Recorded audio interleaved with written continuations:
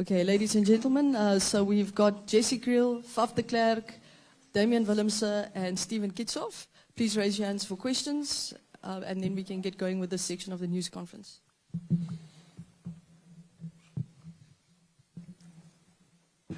Good morning, gentlemen. Steven, let's start with you. Your career shaped by New Zealand rugby. I mean, your first big final was in 2012 in the Junior World Cup, where you guys won at Newlands. You're back here again.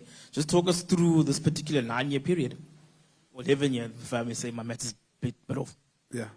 Good morning, everyone. So yes, you're taking me back now to very long ago. But so under 20s Junior World Cup final in Cape Town at Newlands. So yeah, we were fortunate enough to get the victory there on home soil. But I think this is a different beast. I mean, we all know how good the All Blacks are and how well they've been playing throughout the World Cup and the victories they've had.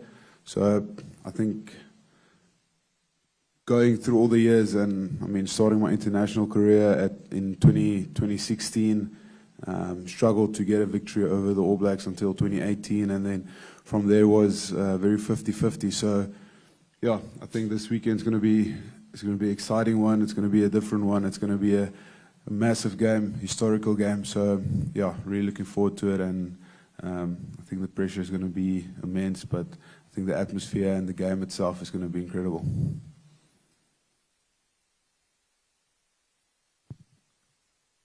Steven, can I ask you about RG Snyman? Sorry, I know I've not pronounced his name the way you guys do, but I think everyone's aware of the journey he's had to go through to get from one World Cup to another and everything he's fought through. Can you tell us what he brings to you guys as a team and how much you guys respect what he's gone through to get here? Yeah, I think RG's, I mean, he's been very unfortunate with the injuries and the ACLs he's had.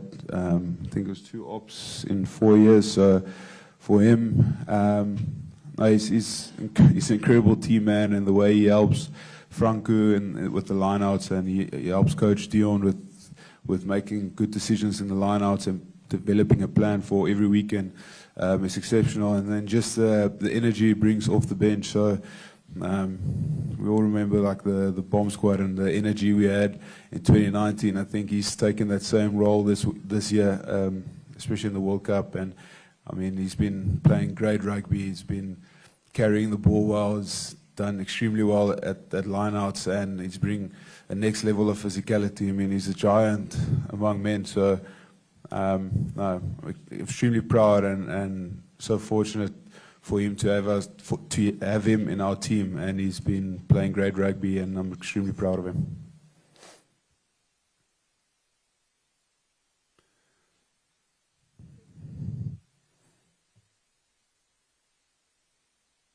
Hey, Jessie, this one is for you. I read a stat that the last game against England in the semi-final, you didn't have the ball a single time in hands. So I don't know if it's true, but that's what I read. And how is it to spend the whole game without touching the ball? And what does it mean about your defending duties as well? Do you enjoy defending as much as holding the ball? I obviously don't enjoy not getting the ball. I think all of us as players want to touch the ball at least when we're playing. But I mean, different games require different things. And I think on the weekend we didn't get as much possession, I suppose, as we'd like. Obviously, England played a different game plan. But yeah, I think we did what we needed to do to get the result. And in the end of the day, that's all that matters. So yeah, we were happy with the result.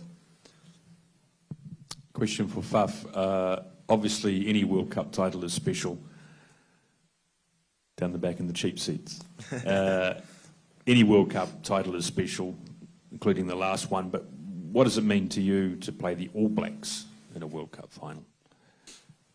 Yeah, morning, guys. Yeah, I think it means a lot. And like you said, it always remains special. It doesn't matter who you play. I just think because of the history that we have with them, going back to 1995 and getting to play them in a final again, it's just I think it brings back a lot of memories for a lot of people back home. A lot of us were, except maybe Dwayne and Dion, were a bit too young to watch that game, but I think that's where the rivalry actually really started in mainstream. And yeah, I think just looking at the players that they have in their side, and this guys that we've been looking up to since we were at school, guys playing their final games now for them and for us. There's just a lot that's special about this game, and we're both going for the same thing, which is going to make it so much more of an exciting and tough match. But yeah, I think I overheard Sia earlier to say you dreamt about this is probably wrong, because I don't think you do dream that far.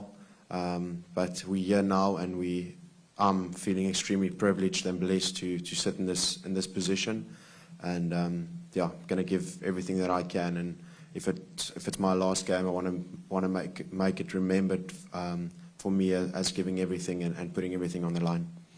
Have any of those 95 guys been in touch with this current team? Someone like Francois or anyone else? Yeah, I think just through a few messages to the guys.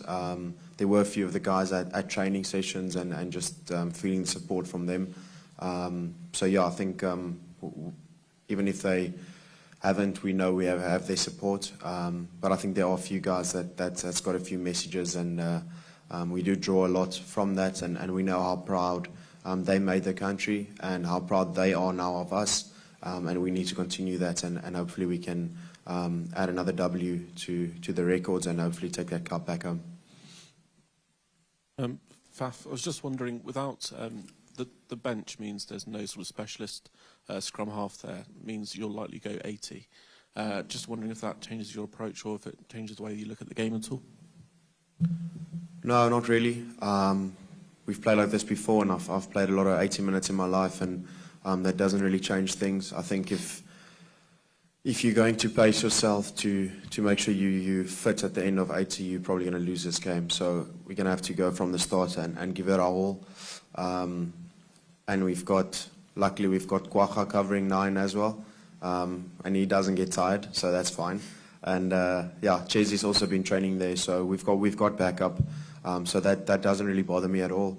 Yeah, I'm going to try and give it my all from the very start, and yeah, hopefully I can be there at the end when we win. But yeah, it doesn't really change anything that I do. Just have to make sure I'm recovered well for the game.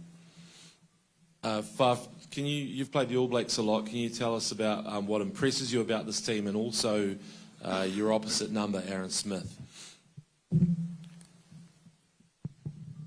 I think the way they've turned it around this year, especially after playing us and the French, it shows a team that really is close together as a side, and the belief they have.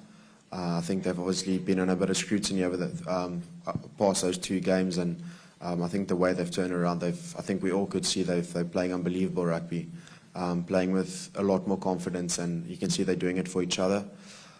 So yeah, it's good to see a side like that can almost internally sort things out and don't have to look outside of the group, because they've got such great players and leaders all around the group. And I think Aaron Smith is one of the biggest guys for that.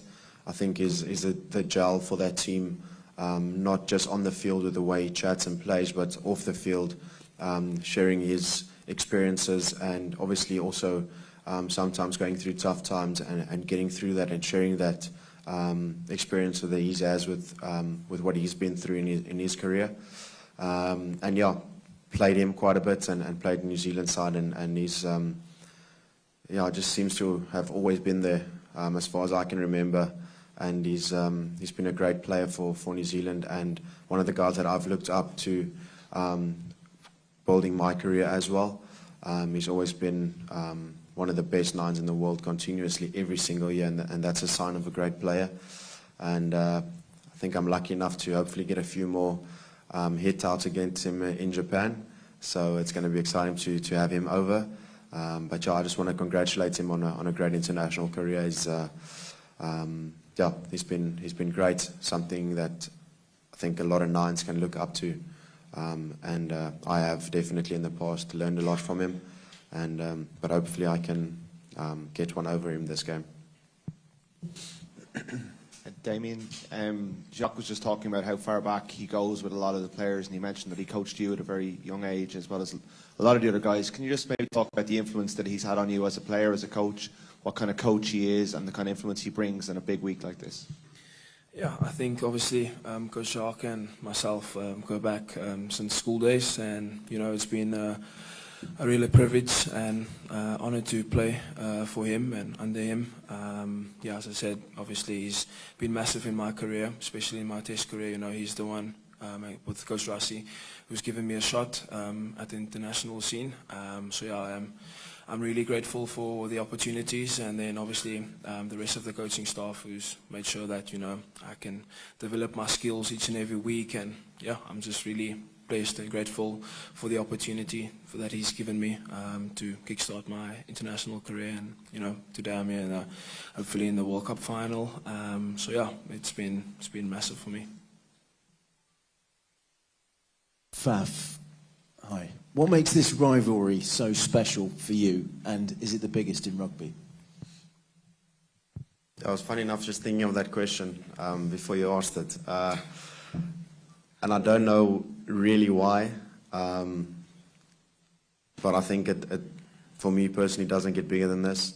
If you look what's at stake, and getting the 4th title, going back to back, yeah, I can't really answer that, to be perfectly honest. It's probably just the feeling that you have inside, and I think you all can feel it, and I think people and supporters can feel it. It's special and very privileged to be just in this situation. There's not a lot of people that are going to come after us and have this feeling and have this situation to be in. So yeah, I think it's spectacular. I'm looking forward to it so much. And like I said, that there's a lot more to play for than just that cup. We're doing it for a lot of different reasons.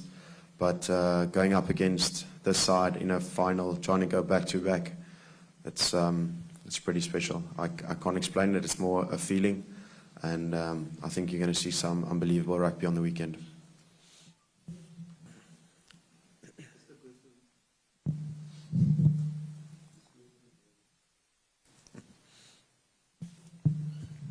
Question for Damian.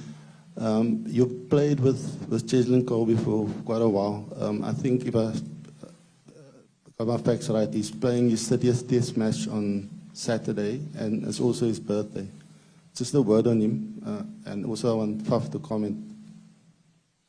Yeah, obviously I've been fortunate enough to play with Jessie, starting at the Stormers when I just got out of school. So yeah, he's been obviously a great player to obviously learn the game from.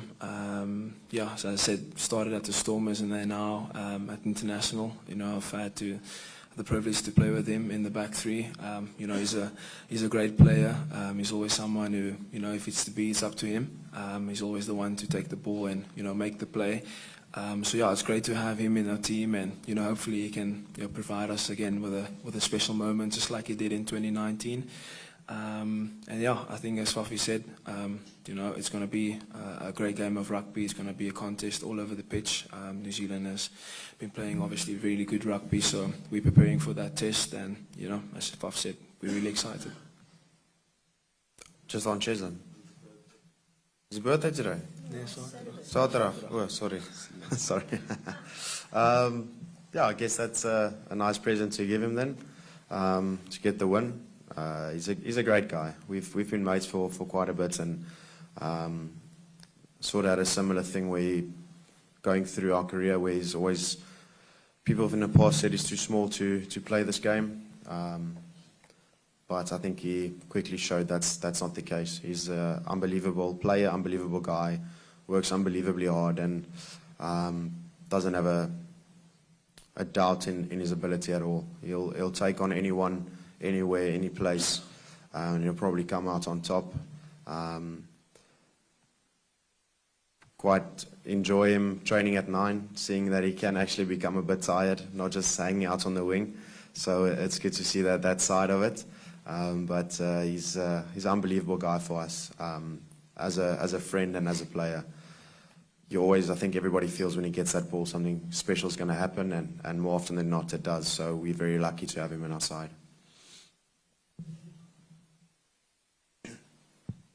Good morning to all of you. Just two questions, one for Damian, one for Stephen. Damian, how much motivation is winning a record fourth World Cup for you? And then Stephen, with the team that coach has announced, all the pressure is on the forwards, and how you guys take that? Yeah, just on that question, obviously it will be massive, not only for us as a team, but you know what it will mean for the country as well. And yeah, there's been obviously 4 years of hard work, sacrifice, and dedication that's gone on into this, and the planning, you know, from the support staff, the coaches, and us as players, you know, sacrificing a lot of time from home, bodies on the pitch. You know, we've lost Malcolm, we've lost Makazole, obviously in the games leading up to the final. So we are doing it for them as well, and as I said, for everyone back home. So, you know, it's really special. But in saying that, you know, we are coming up against a great side in the All Blacks, and, you know, they're not going to obviously make it easy. They also want the cup, and, you know, as you said, it'll be the fourth for whoever wins on Saturday. So it's going to be a massive contest, and, you know, we've been preparing for that. And I think the pressure that we've got in the quarters, in the semi-final, you know, have set us up nicely for the final. So, yeah, we're looking forward to it, and, yeah, it's going to be all out there. Yeah, and so and just on the forwards, Rassie and Jacques made it very clear on Monday when we internally announced who's playing and the squad that it's going to come down to the forwards and the way we pitch up and giving a platform for the backs to show a bit of magic and X factor. But we all know the brand and style that the All Blacks play and how dynamic they can be. But for us, it's all about work rate, that physicality, that scrum battle, that line-out mauling. And for us, if you've got an opportunity to play for 40 minutes or 45 minutes, it's absolutely emptying the tank and giving it everything and making sure you leave nothing out there. And then the next guy just steps in and takes over. So it's all about an 80, 85, 100-minute performance. And with the way we pick the squad, it's giving you everything, emptying the tank, and the next guy just takes over and carries on with the job. We'll take about 4 minutes left, guys. So question here and question over there. A question maybe for Faf and Stephen, whoever wants to answer really. The hours must stretch a bit in this final week heading up to Saturday, and obviously the game not till 9. How have you, when you're not supposed to be thinking about the game, how have you been filling your time, and what will you be doing up until 9 o'clock? I mean, Faf, is it preparing the hair, or are there other things you do? Yeah, that's a big part of it, preparing the hair. No, like this week does feel a bit longer than usual, which is great. I think the more time we get in this last bit together is special, and we've focused on getting closer as a group this last week, spending a bit more time together after training, having a packet of chips together and just chatting through our experiences and what it means to be here again. So I can really feel that unity inside with the group. A lot of sleep, go to bed late, wake up late, have another nap, and we've pretty much been playing 9 o'clock games every weekend. So I think the boys have got their routine down. So yeah, it's a normal week for us in terms of that. But like we've done a lot of work on New Zealand and on ourselves, and we know them very, very well by now. And I think that's one great thing about this team is there's a lot of experience and guys that have gone through this same situation in the past. So drawing on that, and guys can share their experiences, what they need to do before a game, and you can take from that what you need. But yeah, like I said, it's pretty much a normal week for us to prepare. Not a lot gonna happen on Thursday. Maybe a few boys hit a few golf balls, maybe go to Paris, have a coffee, something like that. But yeah, pretty much a standard thing for us. Hi guys. John Smith said you make 2 debuts as a Springbok. Your debut and then your first game against the All Blacks. Could we maybe add a third category, the All Blacks in a World Cup final? Will that give you guys the extra, I guess, little bit of motivation you need? You've probably had a harder physical time and a shorter turnaround. Could that be the few percent you need to go the distance? Yeah, I think he's 100% correct. Like, I made my debut against Ireland and then played a couple of games and then played the All Blacks and felt like I've never played a test match for the Boks before that. And then building up into this week there's a different level of nerves that I haven't felt before. So I think motivationally wise, to be honest, there's no outside motivation needed. I think the way we've prepped, the way we've done our analysis, the way this whole World Cup's been, and the road we had to take to get to here, it all roads lead to this final. So I don't think there's any motivation needed. I think there's going to be excitement. I think there's going to be enjoyment. I think there's going to be exhilarating rugby. So for us, it's pitching up, making sure the details nailed in, and then just playing rugby as best as we can. Thank you very much, guys. That wraps up our media conference. Have a lovely day and see you tomorrow. Thanks, guys. Cheerio.